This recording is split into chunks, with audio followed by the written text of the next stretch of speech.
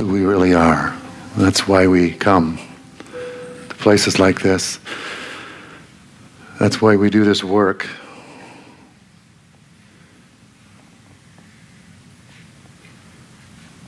I love that line that says, the one who sees the me and the you is the real you, who you really are.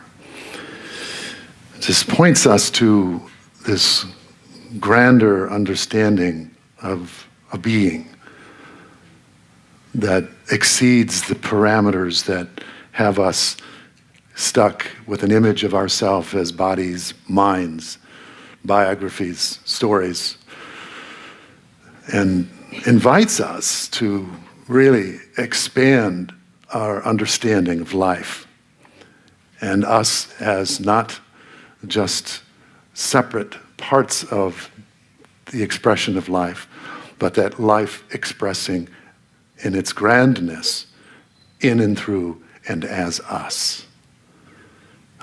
The ushers will come forward. We'll now take an offering for unity. That's the best. That's my message in a nutshell today. I know you all have brunch appointments. We have one. Where are we going? So that you don't go there. Not just. We had a lovely service last night, and somewhat of a 1-2 punch. This notion of coming into the recognition of who we really are is not simply just a matter of affirming some higher vision or version of ourself. If it was just that simple, then we would all have done it by now, wouldn't we? But the deeper work, and this is what we're about, what our mission here at Unity of Santa Barbara, which is to realize and express our divine nature, isn't just an affirmation of the greater and grander version of ourself. It also embraces the work that is necessary for us to let go of who we are not in order to make space, to make room for the recognition and make room for the realization of who and what we really, really are. And if we don't do that work, then that will be the ceiling upon which we will find our spiritual growth and development and unfoldment. So the upper limit of spiritual growth is the upper limit of our ability to determine, recognize, and see through who we think we are that we are not. The false identification, the false self, the false understanding of the belief that we are just these frail-bodied minds.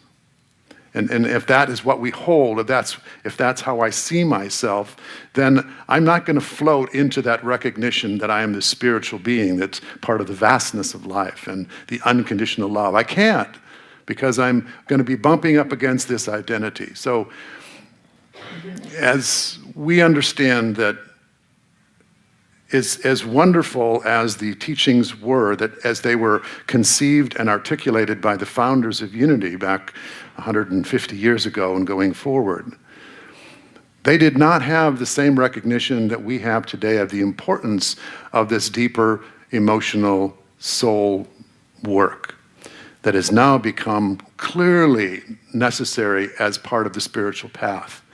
Because what we find is that if we don't do this inner work, then what happens for us is that we keep recycling the same story of who we think we are, while we're trying to reach and grasp for this higher understanding, and we never ever get there. And that's why I think so many people, myself included, and I would include Denise in that, because we've been partnering on this spiritual journey and this human journey for many decades. That's the frustration. That's been the frustration of the lack of growth that we've experienced spiritually. It's not because we haven't had a sincere intention. It's not because for a lack of effort or sincerity in our spiritual growth in our process, but it is because we have not really fully engaged in the recognition of this work that needs to be done to shine the light of truth on those false ideas that we have. So when we have the burning bowl ceremony on on New Year's Eve, it is symbolic of the necessity of letting go of who we are not so that we can make space for this grander version, the God's image and likeness version of ourself that is always, seeking to be known through us and as us.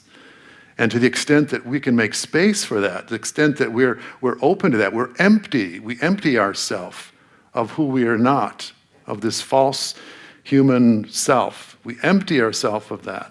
Then we become a vessel that the Spirit can fill with its love and its light and its wholeness and its peace and its joy. So it isn't just about hailing and worshiping God. It's about recognizing that we have been worshiping a false idol. We have been believing and bowing down to an ego, to a false self, and making that our God. And we get, you get the result of the God you believe in. Yes? You get the result of what you worship, what you believe in. That becomes your reality. So when we're still stuck believing that we're not lovable, that we're not worthy, that we're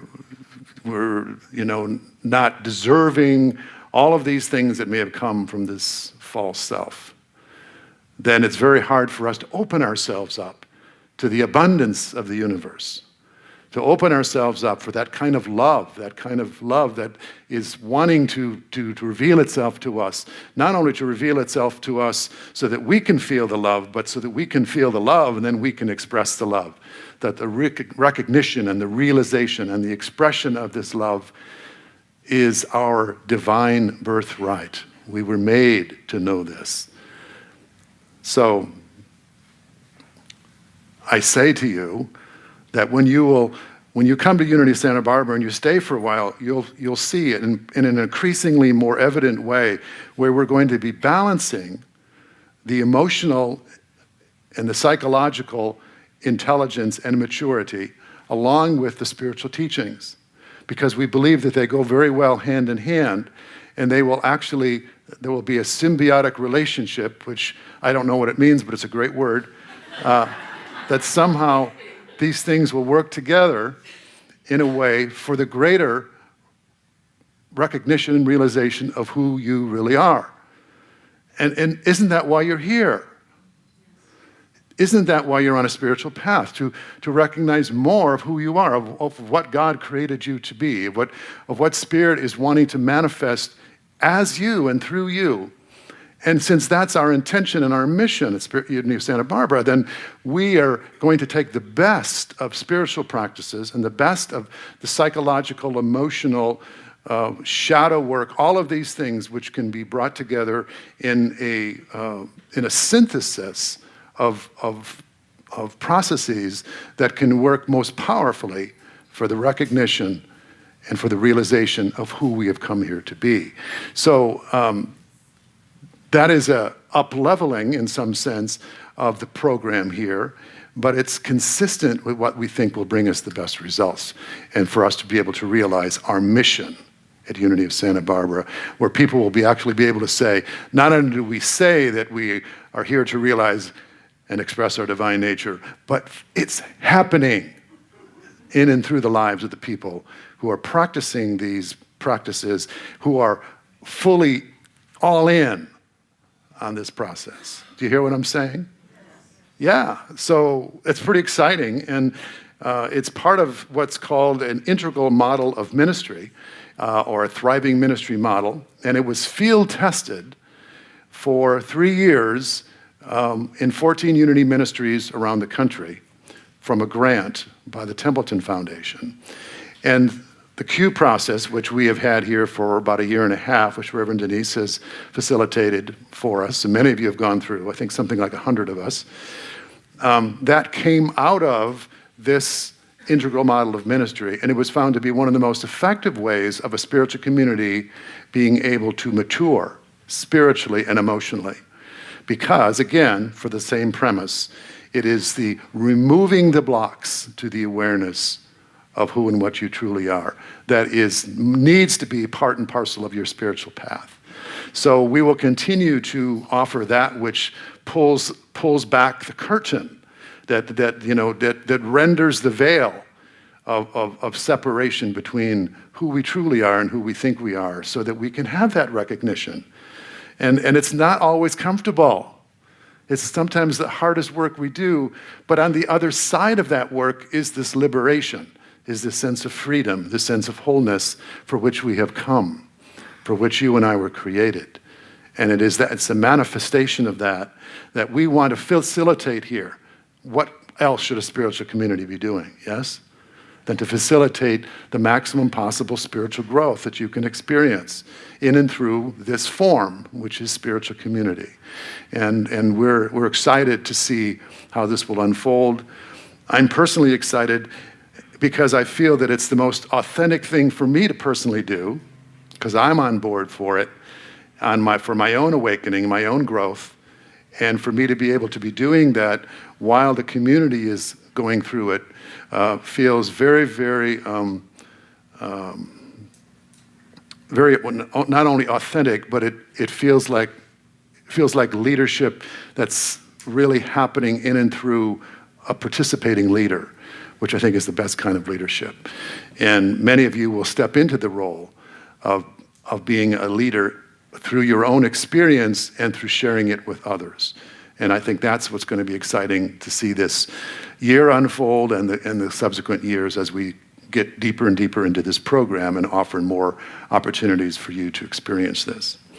So that's a little bit of an introduction. You'll hear more about it as we go along and as we have new classes. The class that's Tuesday night is a sort of a baseline introduction to these ideas, and it actually will be an opportunity for us to take an assessment, to sort of take the temperature of our own emotional and spiritual understanding, to kind of give ourselves a baseline understanding that we can use to go forward, to see where our growing edge is, to see where we are at this point in time, and to give ourselves a sense of where we want to go, and to measure our progress as we go forward. So that's what that will be about. So I invite you to come Tuesday night. We'll be in the chapel.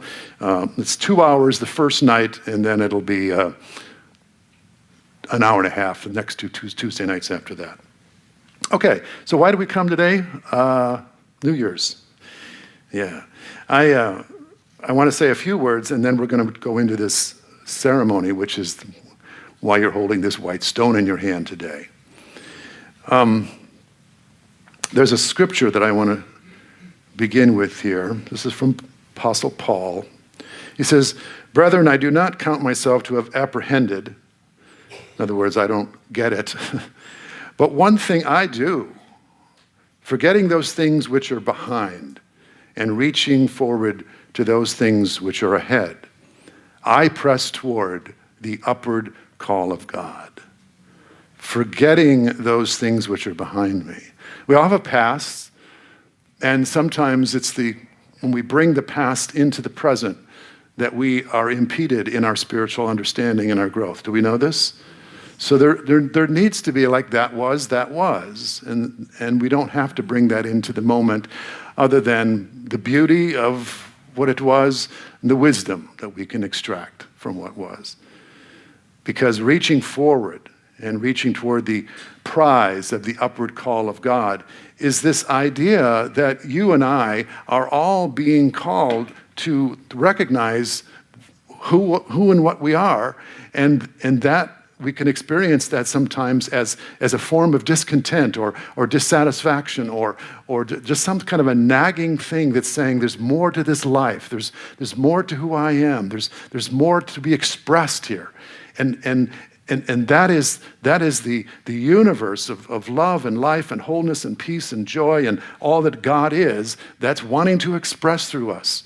And its calling is higher. It's calling us to see beyond the appearances of life, as Jesus said. It's calling us to recognize that there is a potential that you and I have for a greater understanding of life and love and peace and expression of that in the world. And that is always calling us. It's always calling us. And it is us recognizing that evolution is on our side, that that who we are being called to be will be a greater expression if we give it its sway, if we encourage it, if we trust in it, if we have faith in it, if we allow it to have its way in us. So spiritual growth is, as I said, it's a combination between us having faith that there is this greater presence, power in life that's wanting to live through us. And when we recognize anything other than that, then we see where the work is. We see where that which is presenting itself as a false sense of self needs to be let go of. So we did that symbolically last night in our burning bowl process, and of course you can do it in any day of your life. You can go through a process of forgiveness, a process of letting go, of releasing, of opening your hand to a notion or a belief or a limiting idea about yourself that you've been holding on to, and see that it's not God's idea. It's a very small idea to keep you small. But the universe is on the side of your expansion, of your growth, of your unfoldment, of understanding that you're a part of the vast intelligence and love of the universe. That's what's really, really on your side. So to forget those things which are behind us and reach forward toward the prize of the upward call of God. That's why we're here today. That's what this white stone ceremony is really about. So, I look at the clock, I have no idea what that means. 20 to 11. Oh, 40 minutes. Okay, good, thank you. So good, so let's begin this process, and we begin with a kind of a meditation, but before I do that, let me just give you a little bit of where this white stone ritual comes from. There's a verse in the book of Revelation, chapter 2:17. It says, "Let anyone who has an ear listen to what the Spirit is saying to the churches. To everyone who conquers," which means who overcomes, "I will give some of the hidden manna. And I will give a white stone. And on the white stone is written a new name that no one knows except the one who receives it."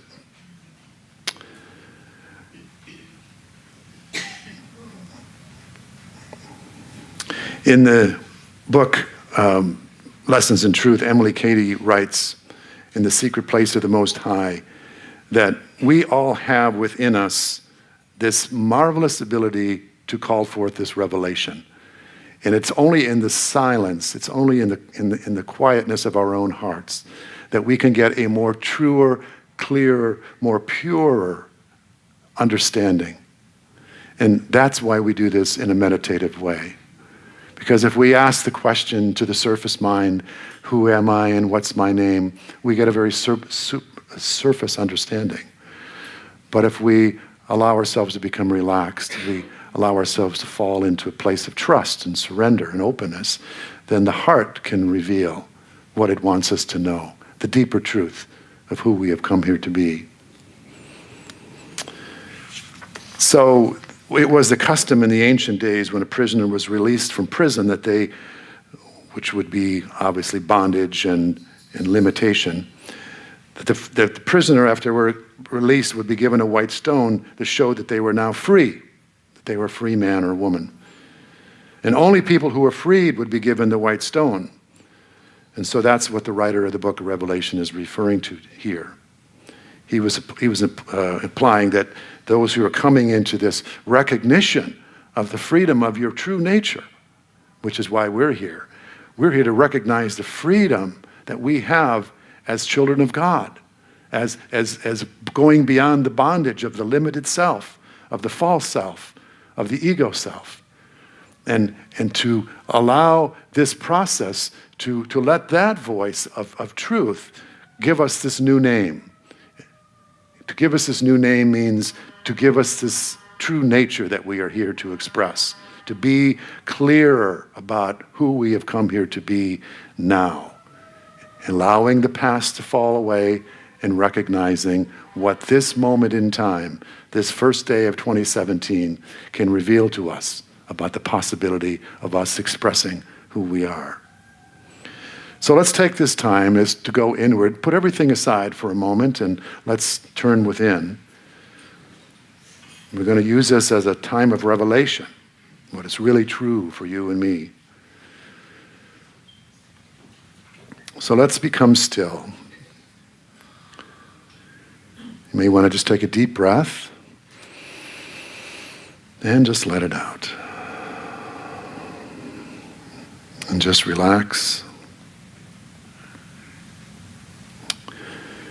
Making yourself comfortable and just feeling the tension drain from the top of your head down through your torso, feeling the energy moving down into the ground beneath your feet. Just feel the solid ground beneath your feet. And just know right now, right here, I am safe. I am at peace. I trust and I surrender.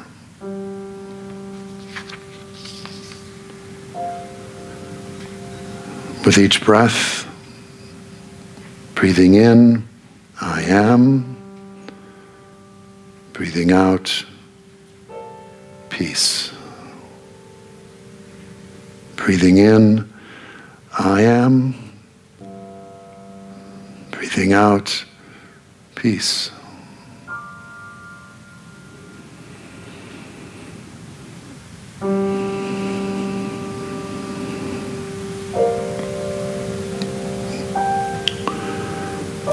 And we know that right here, right now, we are immersed in the presence of God,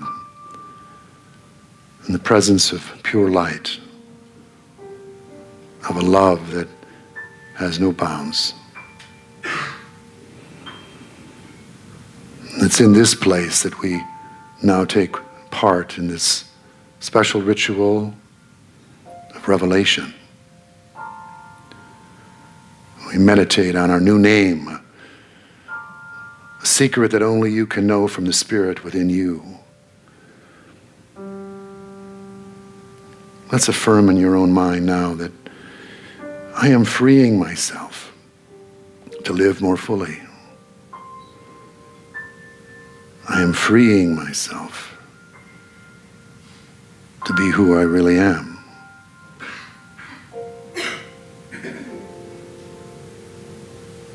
Conscious of the activity of Spirit in every aspect of our life. Releasing myself from the limitations of the past. Forgetting the past. Releasing myself from old fears and self-doubt. Releasing myself from bondage of limiting thoughts. Releasing limiting images of who I am and what I can do with my life. I am freeing myself, releasing myself, releasing myself from bondage and gaining a new and greater image of myself. Letting go, letting God.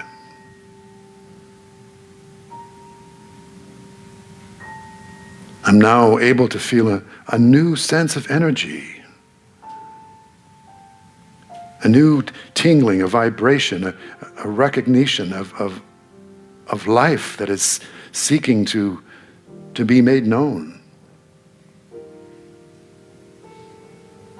So I allow myself to be open to this new life, to go through a rite of passage to a greater awareness of life and of the experience of living. Life is renewing in me as I make room for new life by letting go of the old. Take the stone that's been given to you today and hold it in your hand. This represents now your freedom, Feel it. Feel the smooth stone in your hand. And know that it represents release. Release from the old ways of thinking, the negating thoughts, releasing the old images and the beliefs about your health, about the possibilities for your life. And let's know and affirm together. I am a radiating center of divine life, filled with energy. I see myself now walking out of bondage, a free expression of God. I see myself in a spiritual way, unique, beautiful, lovable, loving. I'm open to learn the lessons I need to learn in order to go forward as a free person. I know my holiness, which means my wholeness.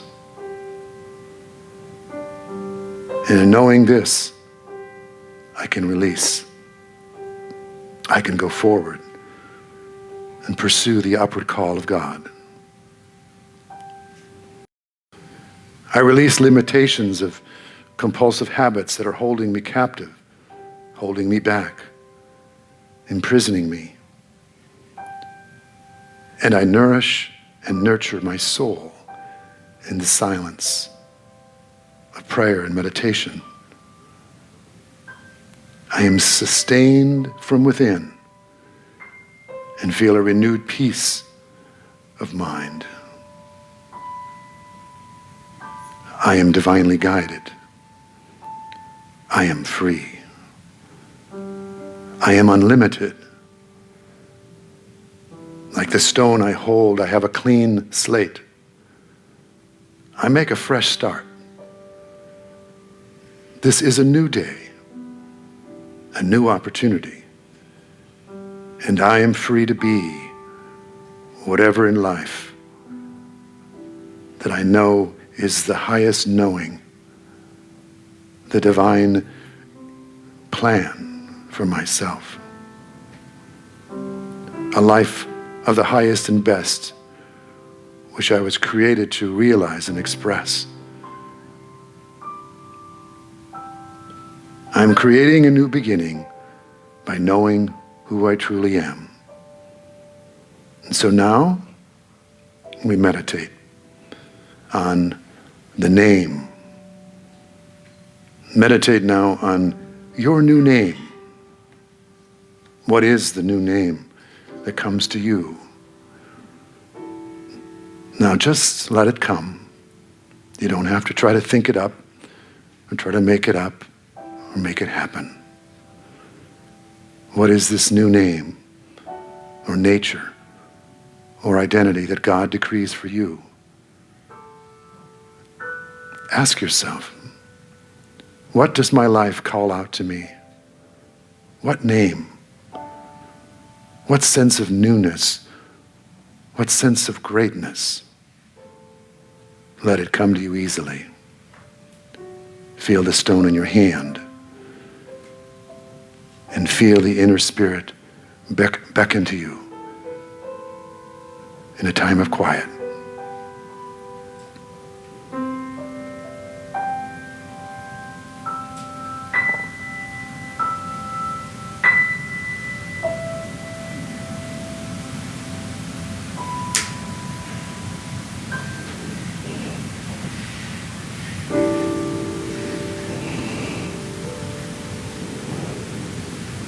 Allow this new name, this new vision of yourself, or what you're here to accomplish, or what you are to embrace and demonstrate and live out.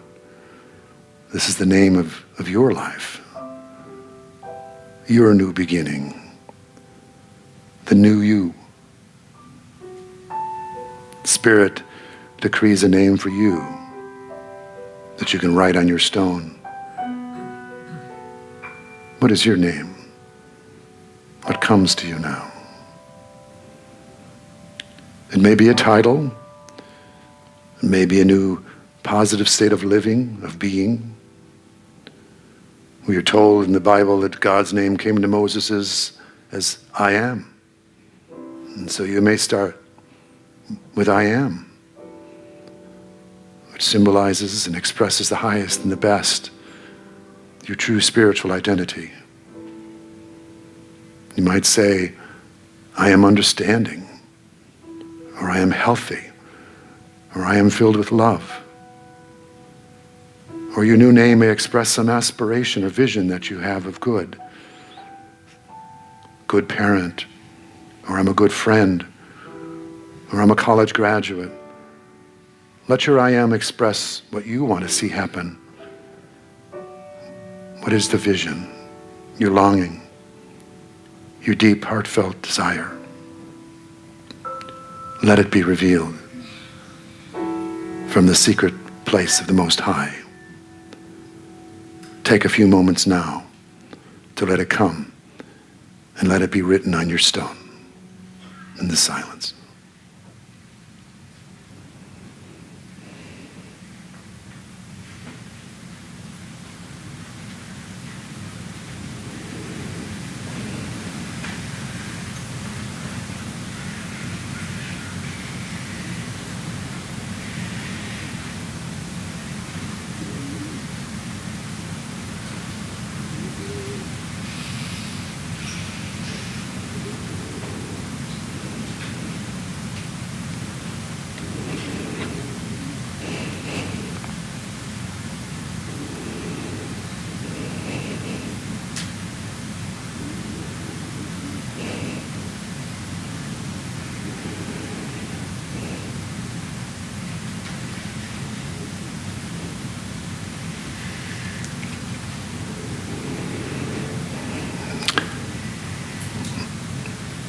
And gratitude now flows over us as we receive our new name.